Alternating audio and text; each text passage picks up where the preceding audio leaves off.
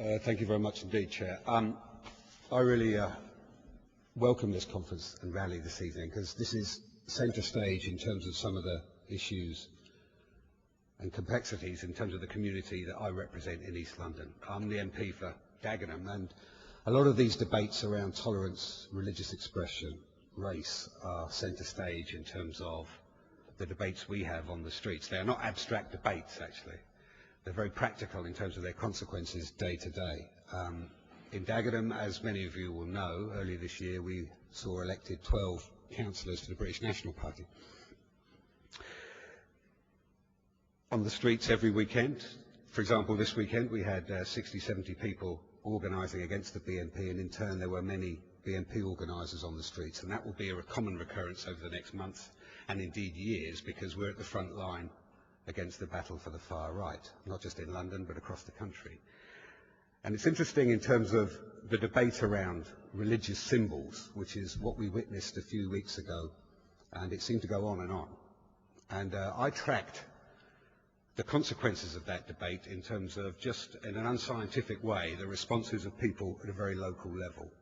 And the conclusions of it, in terms of the debate around the veil and the ongoing debate around the semiotics, the imagery around religion, was quite clear-cut, actually. It was, on the one hand, the British National Party felt emboldened.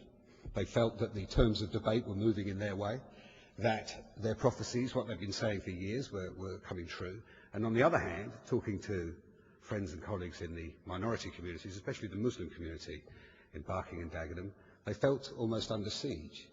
Now, that's the consequences of the way politicians had literally played fast and loose with the religious symbols.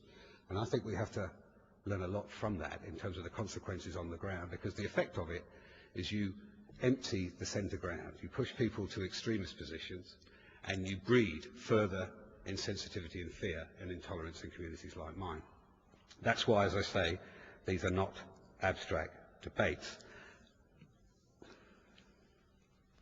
It seems to me it's incumbent on politicians not to enter into some muscular bidding war in terms of who can be stronger around religious symbols or issues of minorities, be they asylum seekers, migrants or whatever. They should be looking to deal with the material insecurities in our communities rather than simply the religious symbols attached to people's insecurities. And I thought it was instructive to look at the Queen's Speech debate last week, where it was constructed in a muscular way in terms of who can be stronger in terms of security and issues of insecurity. But what you did not hear about was issues of economic insecurity that are centre stage in areas like mine, which are feeding on by the far right in terms of housing insecurity or job insecurity, or a real concern around health inequalities. And that's where the politicians should be. Rather than entering into this bidding war in terms of who can be tougher around symbols, they should be trying to resolve the material insecurities that the far right work upon to breed division and pull people apart. I am a Catholic, and I come from a sort of Irish Catholic tradition, and I talk to members of my family about their feelings around the debate around the veil and religious symbols. And they said that if that debate had been around the terms of Catholicity, then they would have felt literally hunted in terms of their own religious identity. And it's worth remembering that, and I think that's a generic response to the way that those debates were constructed. Therefore, it is the responsibility of politicians to sort of transcend that and try and deal with the material insecurities at work so that we can create a binding which pulls us together rather than pushes us apart.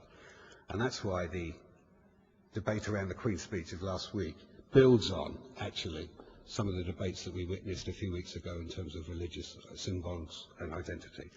Therefore, it's critical that we have sites and spaces like this that we can explore an alternative to it, because the way that we'll deal with the far right is not to collude in shifting the terms of debate further to the right, it's to actually stake out different territory, to confront the material issues at stake, to choke off a debate around symbols and deal more with causes, so that we can create firmer footings within which we can construct the society we wish to see and live in.